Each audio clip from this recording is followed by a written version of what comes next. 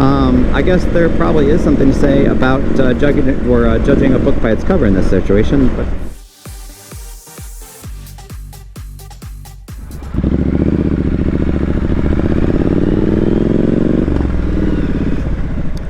what is going on, my friends? Welcome back to the channel, welcome back to the Motovlog, and welcome back to another beautiful day here in Atlanta, Georgia.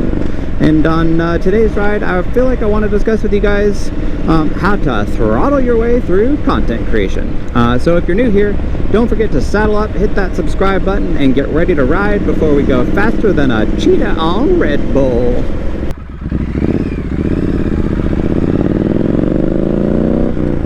Anyways, I feel like we should break it down, shall we? As I see it, or the way I see it, you know, there are two main factors when getting into video or content creation just in general.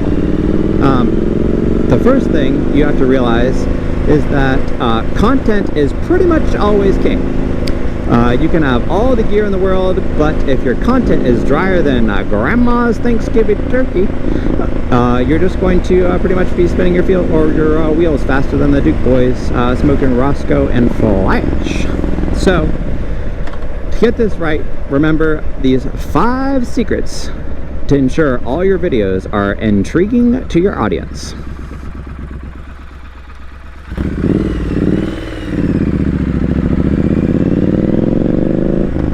First is that the fastest way to create predictable growth on YouTube is to make clear and concise videos that answer a specific questions. For instance, how to outrun a snail.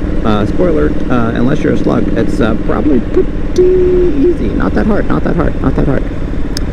The second thing is to use tools to find awesome video ideas. Do your research before hitting the record button, and make sure you're answering, you know, kind of what we touched on earlier, the burning questions that people are wondering, and be specific.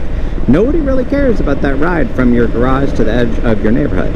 Anyways, answer questions like, can a scooter beat a sports bike in a race? Probably not, right? Third is to start with simple videos that are easy to create. You don't need to get fancy with it. Just start out and play with the camera settings until you get something right. And you're not, you know, trying to fly a rocket ship here. Oh, and I have found that every helmet and every bike that I have tried to vlog with, or motovlog with, or take videos with, or you know what I'm trying to say, is different. And you're not going to get it perfect on the first time. God knows I haven't gotten it perfect, and I've been doing it for a while now.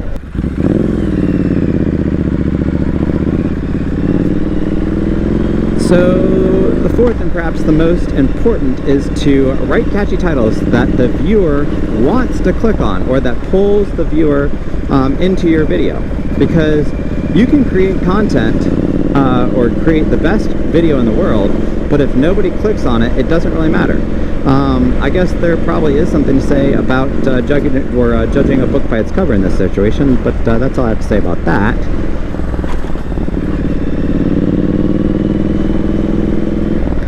And last but definitely not least is to know your goals and get clear on why you want to grow your channel. Is it to share knowledge or experiences, or you know, whatever else it is that people do? And I feel like the easiest way to do this is to be authentic, stay true to yourself, and pretty much just make people laugh.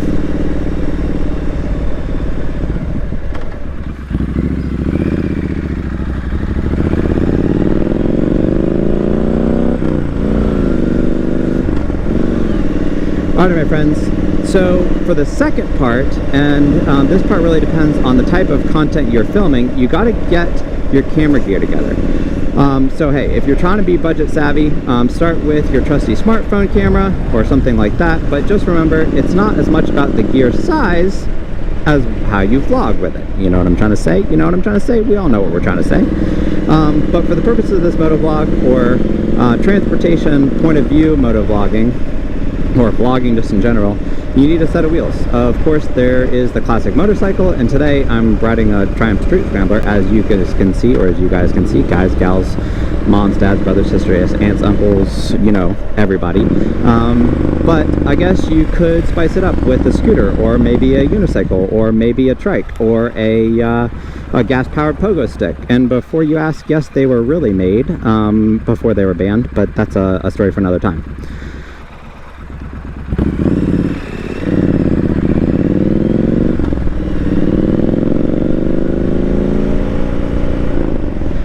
Then we have to chat about the crucial fashion statement, the helmet.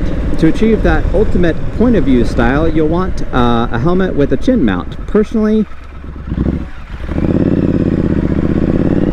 I like rocking the chin mounted GoPro because nothing says I'm serious about my motovlogging like having a camera strapped to your face. But that's all I have to say about that one. And for those primo sound quality, I like going with a GoPro Hero 10 Black, or at least that's what I've been using, and an in-helmet mic. I'll go ahead and I guess I'll put the link in the description below to both the chin mount and the in-helmet mic that I'm using. It's a Purple Panda, and I have a secondary mic in the back for the exhaust, so you guys can hear it. You know what I'm saying? You know what I'm saying? I also use a GoPro Media Mod because for me it keeps the mess of adapters tamed as I'm zipping around talking to myself. You know what I mean? You know what I mean? Hey, just me, myself, and I. Anyways, can I think of anything else that I want to say? Let's see. I feel like I covered it all. I don't think so. Well, that's pretty much all I have to say for today, folks. If you enjoyed this video or found it even the least bit helpful, smash that like button, subscribe below, and I'll catch you all in the next one. Cheers!